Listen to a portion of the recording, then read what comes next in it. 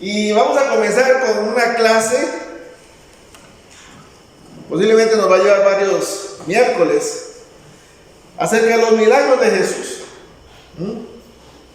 Vamos a estar entrando en este hermoso tema de los milagros de Jesús. Yo no sé si usted alguna vez se ha puesto a meditar en los milagros de Jesús. ¿Se ha puesto usted a meditar en los milagros de Jesús? ¿Cuál es el que más le llama la atención? Que resucitó a Lázaro. ¿Cuándo resucitó a Lázaro? Hermana, ¿cuál es el milagro que más le impacta o que más le gusta, o la historia tan preciosa? Pero a mí me gustan casi todos, pero hay uno que me llama la atención, el de la mujer del flujo de sangre. La mujer con el flujo de sangre que le tocó el manto, ¿verdad? Conchita. A mí me encanta, me gusta y qué lindo cuando metieron el paralítico por el techo. La sanación del paralítico cuando es introducido por el techo, muy lindo ese también. ¿David? Iba a decir ese mismo porque me gusta mucho. No se vale arrepentido con tantos que hay. Hermana Elena. Cuando yo voy a la playa y estoy en el mar y veo toda esa grandeza, yo digo, ¿cómo es que Jesús pudo caminar? Y hasta juego yo tratando de... Caminar en el agua. ¿Gabriel? El vino. Cuando Jesús convierte el vino. Cuando convierte el agua en vino. Ok. Vamos a estar viendo algunos. Tal vez no podamos abrir, meditar en todos los milagros. ¿Qué vamos a ver en esta clase? ¿Qué vamos a estudiar en esta clase? Bueno, en esta clase vamos a estudiar las palabras que hay en el Nuevo Testamento que se refieren a eventos sobrenaturales. ¿Okay? Vamos a aprender que hay varias palabras, no solamente la palabra milagro. Hay varias palabras que tienen que ver con hechos sobrenaturales, eventos sobrenaturales, ¿verdad? Y que esos eventos precisamente son esos, son cosas que van contra la naturaleza. En esta clase también vamos a ver lo que es un milagro. ¿Qué es un milagro? ¿Okay? No vamos a estar entrando en los milagros supuestamente modernos o en los supuestos milagros modernos, no. Vamos a quedarnos con los de la Biblia. ¿Por qué? Porque cuando usted aprenda cómo fueron los milagros en el Nuevo Testamento, usted fácilmente va a desechar todo el montón de palabrería sobre milagros modernos y esos falsos personas o personajes modernos que andan por ahí diciendo que ellos hacen milagros. Entonces, no hace falta conocer los milagros falsos de hoy, porque usted va a conocer los verdaderos milagros, cómo se produjeron, cuál era el propósito, para qué y quién. También vamos a aprender sobre los propósitos de los milagros hechos por Jesús. ¿Okay? ¿Por qué Jesús vino y hizo milagros? ¿Con qué propósito? ¿Era por lucirse? ¿Era para lucirse? Jesús quería fachentear que Él era Dios y que Él podía hacer lo que quería. ¿Sería para eso? ¿Había un propósito? Sacar admiradores, sacar beneficios, ¿verdad? Y este es uno de los motivos por los cuales podemos aprender a desechar los hacedores de milagros modernos, aquellos que andan buscando la gloria y andan buscando beneficios materiales. ¿Ok?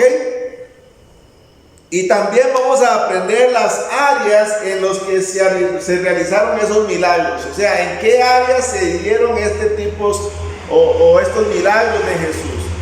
Y vamos a aprender que fueron varias áreas. La hermana mencionó que Jesús caminó sobre el agua. La otra hermana mencionó que Jesús hizo una sanación, ¿verdad? También el hermano mencionó el agua convertida en. Y esos son áreas diferentes unas de otras. No sé si ustedes lo notaron o lo habrán notado. Pero vamos a hablar un poco sobre ese tema. Y por último vamos a hacer análisis de algunos milagros y qué tienen que ver con la vida normal del pueblo. ¿Qué tiene que ver ese milagro o por qué impactó tanto a la gente que estaba en esos momentos ahí. No tanto a la persona, sino a la gente, ¿ok? Entonces vamos a comenzar con el primer punto, ¿ok? El primer punto es palabras para referirse a eventos sobrenaturales, ¿ok? Palabras para referirse a eventos sobrenaturales. La primera palabra que vamos a ver, amados hermanos, es la palabra dunamis. Dunamis. Recuerde que estamos hablando o estamos utilizando las palabras originales en las que se escribieron el Nuevo Testamento. Y la palabra que se utilizó en esta ocasión es dunamis. De esta palabra viene a nuestro idioma la palabra dinamita, ¿verdad? La palabra dinamita. E incluso aquí hay un gimnasio que se llama Dunamis, ¿verdad? Aquí bajando ahí la calle, cogiéndose a la izquierda, hay un gimnasio muy grande y se llama Dunamis. Pues lo que significa esa palabra en nuestro idioma es poder. Y de ahí viene la palabra dinamita. Y la palabra dunamis también tiene que ver con la capacidad propia que tiene un elemento. Entonces, hay elementos que tienen capacidades por sí mismos. ¿Ok? Entonces, vamos a ver también que esta palabra se usa para denotar obras de origen sobrenatural que no pueden ser producidas de forma natural. Entonces, cuando usted vea ahí en su Biblia, cuando usted lea la Biblia y en algún momento vea esa palabra poder relacionado con un milagro, lo que quiere decir esa palabra es que ese milagro se hizo de una manera sobrenatural, de una manera con una potencia que quebranta lo establecido por la naturaleza. Por ejemplo, si yo tirara una roca en el agua, ¿qué dice la naturaleza? ¿Qué va a suceder según la naturaleza? Se va a hundir, ¿verdad? Se va a hundir. ¿Qué sería lo contranatural? ¿Qué sería lo que flote o que se levante? Hay un episodio en las Escrituras, hermanas, si tuviera un premio aquí, le damos un premio. Hay un episodio de un joven que está cortando unas ramas cerca del río y el hacha se le fue y él estaba muy preocupado porque el hacha no era ni de él, era prestada, y había un profeta que vio la congoja de este joven y la hizo flotar. Eso es contra naturaleza, eso lo tiene que hacer con poder para poder, valga la redundancia, para que aquella hacha se levantara, rompiendo las leyes naturales. Entonces, cuando la palabra poder está relacionada con un milagro, está significando que se hizo con una potencia para poder romper lo que la naturaleza dice. A ver, pregunta, ¿quién era ese profeta que hizo flotar el hacha? ¿Quién era ese profeta? ¿Se acuerdan? Eliseo, muy bien, Eliseo. ¿Ok? Vamos a leer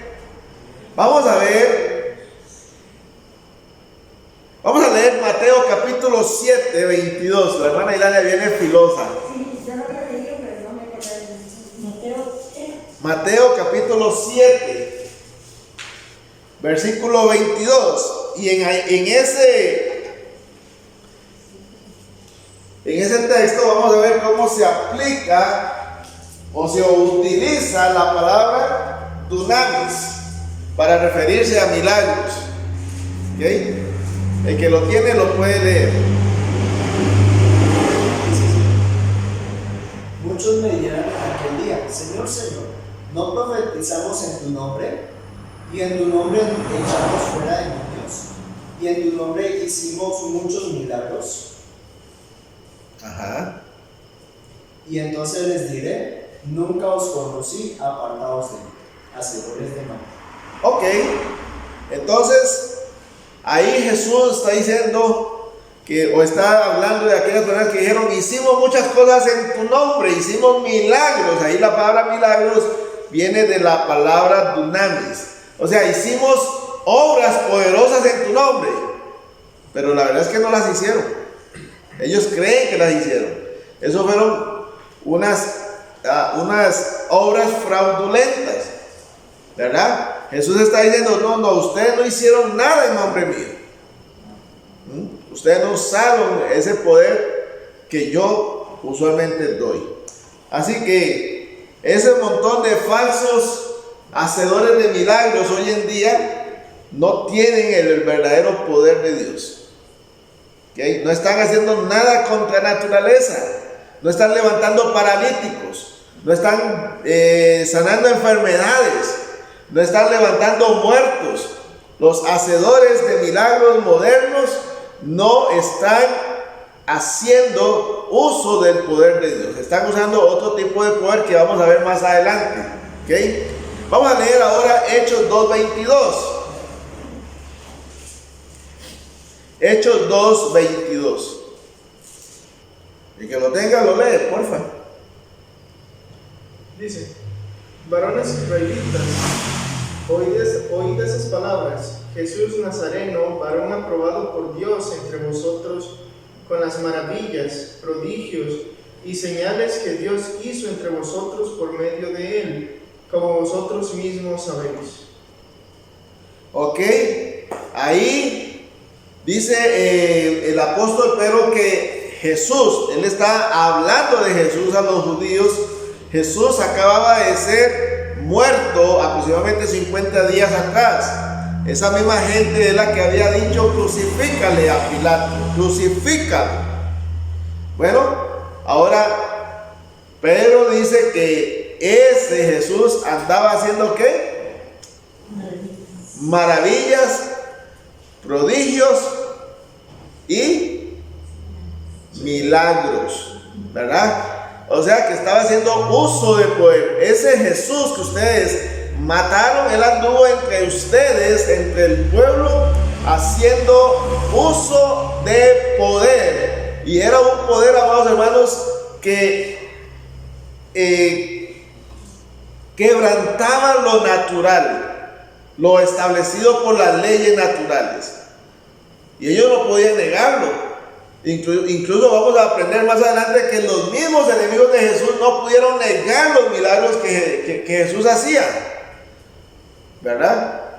Ellos no pudieron nunca negar que Jesús hubiera sanado, que hubiera hecho algo, sino que él realmente estaba usando un poder sobrenatural. Y vamos a leer un texto más, capítulo 21, versículo 23. De Hechos. Mateo 21, 23. Mateo 21, 23. Amén. Cuando vino al templo, los principales sacerdotes y los ancianos del pueblo se acercaron a él mientras enseñaba y le dijeron: ¿con qué autoridad haces estas cosas? ¿Y quién te dio esta autoridad? Ok. ¿De qué le estaban reclamando los sacerdotes a Jesús? ¿Qué le estaban reclamando? Que él no solamente enseñaba, sino que hacía milagros. Porque la fama de Jesús se había extendido por todo el país. Yo me imagino a estos sacerdotes, a estos fariseos y escribas que ya estaban hasta la coronilla, porque en cada lugar que ellos iban se hablaba de Jesús. Iban a comprar pan y la gente hablando de un tal Jesús de Nazaret. Iban al mercado y la gente hablando de los milagros que Jesús hacía. Venía alguien de aquella provincia, venía otro de otro lugar y todos venían hablando de un tal Jesús de Nazaret que había hecho este milagro, que había hecho el otro milagro, que había hecho aquello. Entonces ellos, cuando lo logran tener frente a ellos, ¿qué es lo primero que hacen? ¿Quién te ha dado ese poder? ¿Quién te ha dado esa autoridad? ¿Quién te ha dicho que hagas estas cosas? Ellos estaban reconociendo el poder de Jesús a través de la acusación que le están haciendo ahí. ¿Quién te dio ese poder? Hoy en día usamos en el lenguaje jurídico de leyes que una persona le da un poder a otro. ¿Han oído ustedes eso? ¿Ah? ¿Eso qué significa? Que la persona tiene la potestad de hacer lo que quiera con aquello que se le dio. Hermana Eladia. Entonces están reconociendo que sí había un poder. Claro, ellos reconocían. Nadie más podía haber tenido. Nadie más. ¿Ah? Nadie más. ¿De dónde lo sacaste? ¿Quién te lo dio? Ahora, vamos a verlo más adelante, pero voy a adelantar un poquito. Cuando ellos no pudieron definir quién le había dado ese poder, ¿de qué lo acusaron? ¿De qué lo acusaron a Jesús cuando ellos no pudieron descubrir de dónde era ese poder? Es que usted hace todo eso porque usted y Satanás, mire, son compañeros. Pero yo me pregunto, si ellos vieron en los libros también que los profetas hacían poderes. Lo que sucede, hermana Ilania, es que ellos tenían 400 años de no tener profeta. Y los últimos profetas no hacían milagros. Usted no ve a Elías haciendo milagros. Usted no ve a Jeremías haciendo milagros.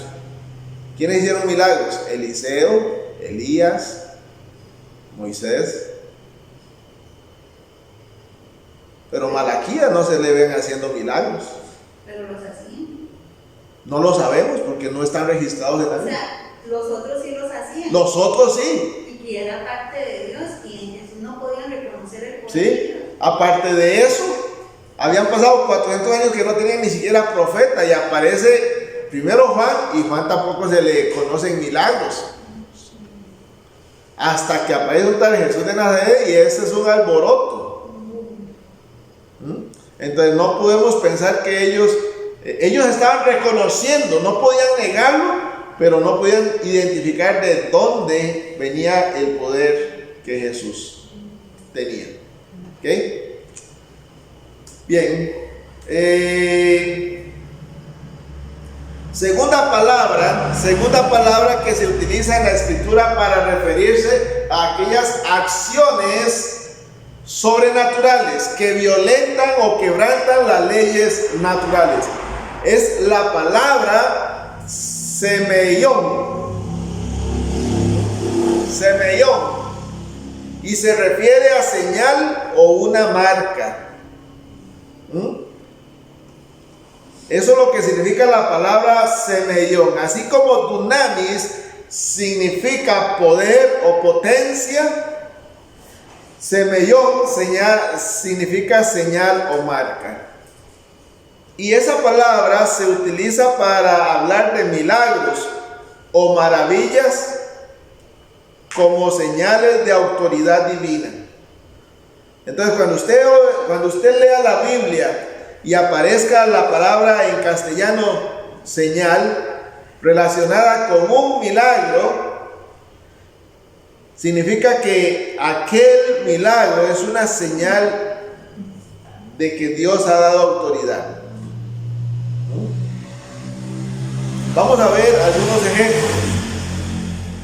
Mateo capítulo 12, versículos 38 y 40. Otra vez, me ayudan con la lectura. Mateo capítulo 12, versículos 38 y 40. En este momento, amados hermanos, Jesús ya lleva más de la mitad de su ministerio. Él ya ha andado por las ciudades, las aldeas, haciendo milagros. Su fama ya se ha extendido. Su fama ya ha corrido por muchos lugares. Las multitudes se agolpaban. Jesús había salido del anonimato en el tiempo adecuado. Y en una ocasión tenemos esta lectura. ¿Quién lo va a leer? Hermana Cecilia.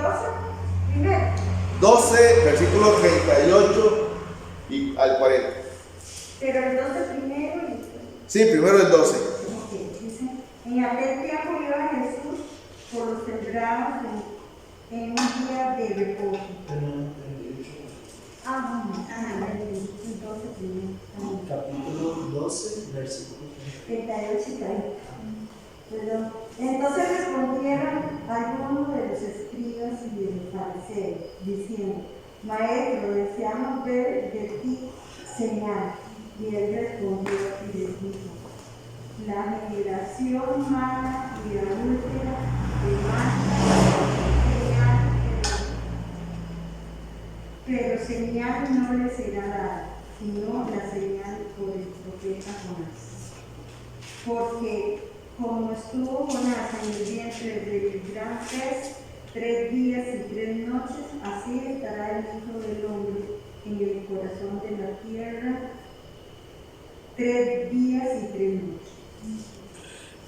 Ahora que la hermana se equivocó y comenzó a leer el versículo 1, me llegó hacia la mente el contexto de esta solicitud. ¿Qué le están pidiendo los escribas y los fariseos? Danos una señal. ¿Qué es lo que le están diciendo a Jesús ellos? que le muestres eso. Haga algo. Haga algo aquí ante nuestros ojos. Muéstrenos. En otras palabras, háganos un milagrito, Jesús, para creerte. Pero ahora que la hermana se equivocó, yo quería enriquecer más este momento. Porque cuando nosotros vamos al principio, Jesús dice que iba por los sembradíos un día sábado.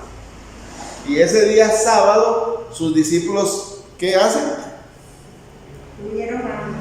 Tuvieron hambre y arrancaron. Comenzaron a arrancar. Sí, imagínense que eso es un sembradío y las espigas ya estaban doradas, ya estaban cargadas de granos. Era algo parecido a comer maní. Las espigas de trigo ya estaban cargadas, estaban secas por el sol, era nada más de que la gente cortara y produciera después el trigo. Ellos tenían hambre, era permitido por la ley comer, mientras que usted pasaba por ahí, usted podía comer. Lo que no podía hacer es, voy a llevar un poco para más tarde. Eso no lo podías hacer. Usted podía hacer eso con las uvas, las aceitunas, los higos, el trigo. Lo que no podía hacer es, voy a llevar un poco para más tarde. No podía hacer eso. Y entonces enfrentan a Jesús y le dicen, ¿por qué hacen esto? Esto es sábado, le dicen los fariseos. Esto es en la mañana de ese día.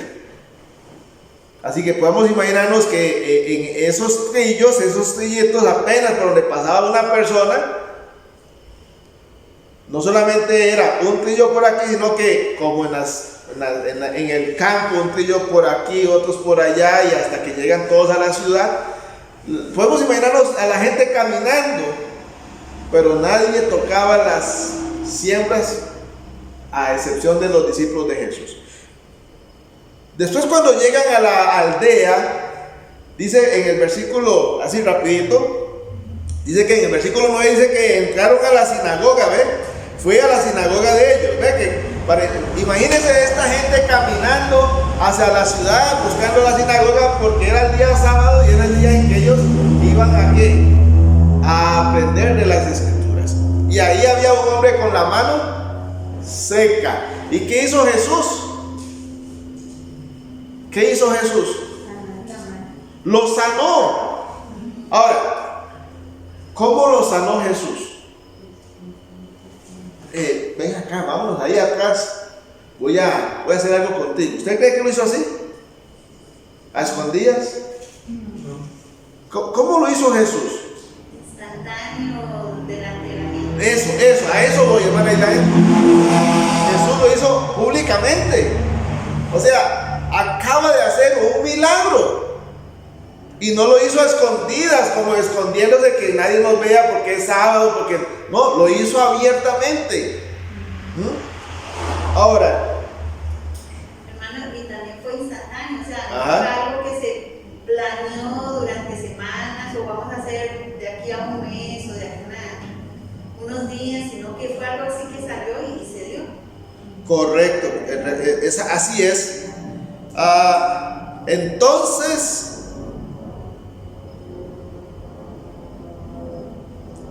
el día no ha terminado. El versículo 22 nos habla de otro milagro. Ese mismo día, ¿ok? Lo que no sabemos es la hora. Es más, si nosotros vamos al versículo 15, cuando Jesús supo esto, que los fariseos querían matarlo, en el versículo 14, dice que se fue de ahí y mucha gente lo siguió. ¿Y sanaba a quiénes? A todos. ¿Qué día era? Sábado. Otra vez, dice que mucha gente lo siguió y él sanó a muchos. Otra vez, las cosas que Jesús estaba haciendo eran públicas, todos lo sabían. Y eran los que fueron sanados, eran muchos hermanos. Y era el mismo día, era la misma ciudad. Vayamos al versículo 22.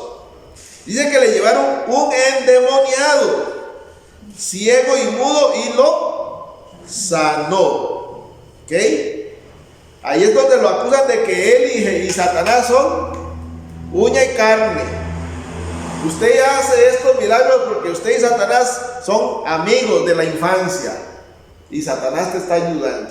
Es la única manera de explicar esto. Y Jesús se enoja y los reprende muy duro. Pero no es el texto que estamos viendo.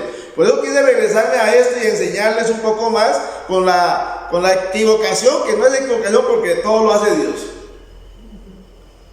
Y ahora viene la pregunta, ¿recuerdan? Ahora sí, viene lo que leyó la hermana, dice el 38. Entonces respondieron algunos de los escribas de los fariseos diciendo: Maestro, deseamos ver de ti una señal.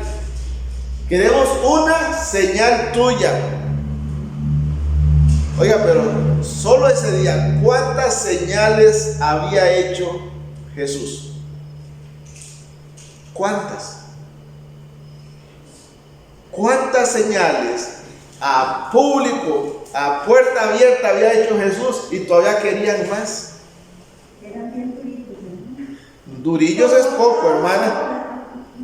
Por eso, amados hermanos, aquí la palabra señal se está utilizando por parte de los fariseos y de los escribas para pedirle a Jesús un milagro.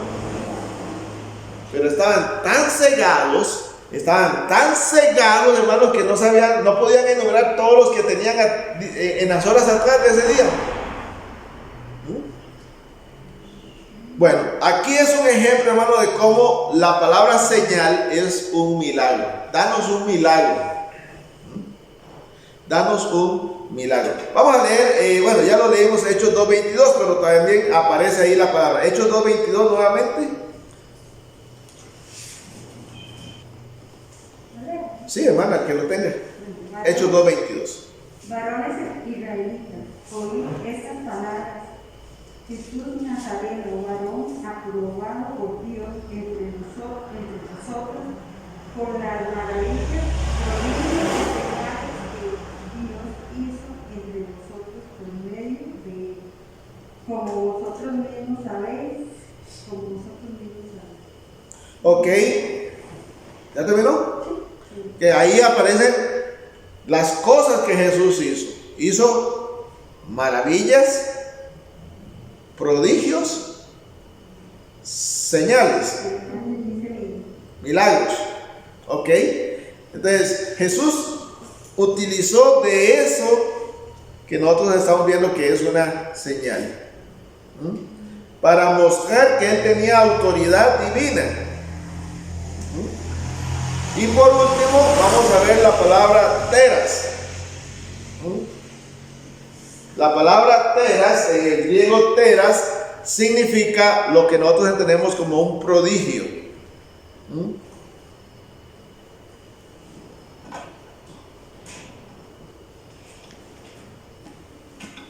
Como un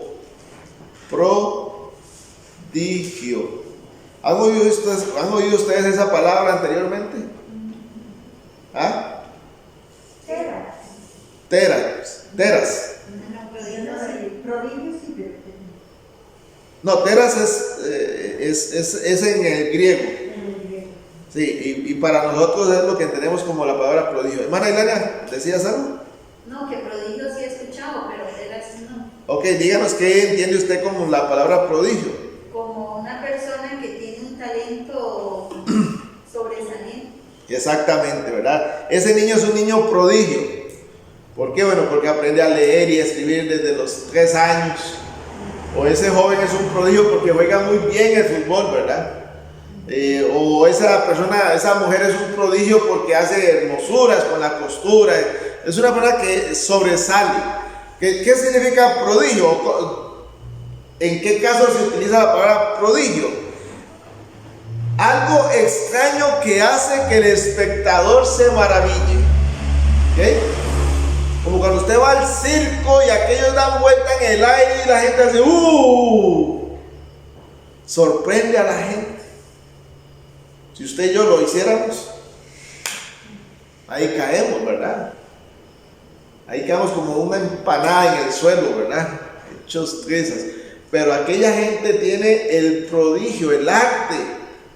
Entonces, el prodigio, hermano, o la palabra teras, se utiliza cuando algo extraño se hace o sucede que hace que los espectadores se maravillen, se asombren. Y es lo que hacían las multitudes y la gente cuando Jesús y los apóstoles hacían milagros. Ellos daban gloria a Dios. Ellos elevaban acciones de gracias a Dios porque dicen que nosotros no veíamos esto antes. Es sumamente maravilloso. Y nuevamente otra vez Hechos 2:22 aparece la palabra prodigio, ¿verdad? Y es lo que hacía Jesús cuando hacía milagros, como decíamos, ¿verdad? También Romanos 15:19, que está en la pizarra, está ahí. Ya leímos Hechos 2:22, pero dice que Romanos 15:19, con potencia de señales y prodigios en el poder del Espíritu de Dios, de manera que desde Jerusalén y por los alrededores hasta Ilírico, todo lo he llenado del Evangelio. El apóstol Pablo está diciendo que él predicaba el Evangelio por todo lugar donde iba y hacía a la misma vez señales, prodigios, ¿verdad? En el poder del Espíritu de Dios. Ahí la palabra potencia, ¿cuál es? En el griego, ¿cuál es la palabra que se utiliza para potencia? Dunamis. En el griego, dunamis. Y la palabra señal, ¿cuál sería? En griego,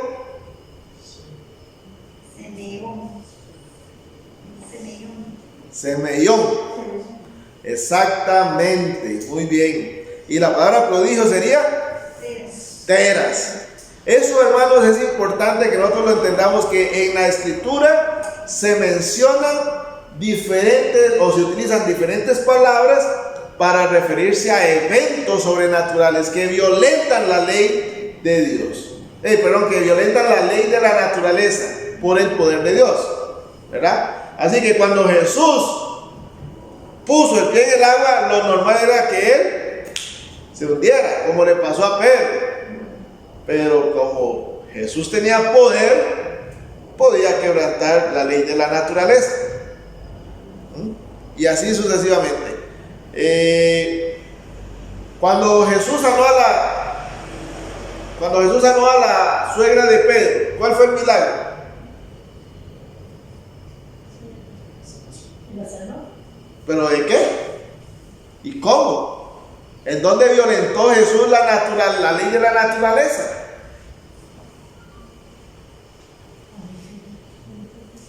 A ver. ¿Qué era el problema que tenía? Voy a ayudarles. ¿Cuál era el problema que tenía la suegra de Pedro? No recuerdo. No recuerda. Me ganaron esa vez. Yo tampoco. Tenía fiebre. Tenía fiebre. Y Jesús le dio una aspirina y esperó media hora o una hora y ya la mujer se pudo levantar. Eso hubiese sido lo natural. Lo natural es de que usted con fiebre se tome una pastilla para la fiebre y espere que le haga efecto una hora, media hora como menos. Pero fue Jesús que la tocó y la sanó. Y así cada uno de los eventos milagrosos.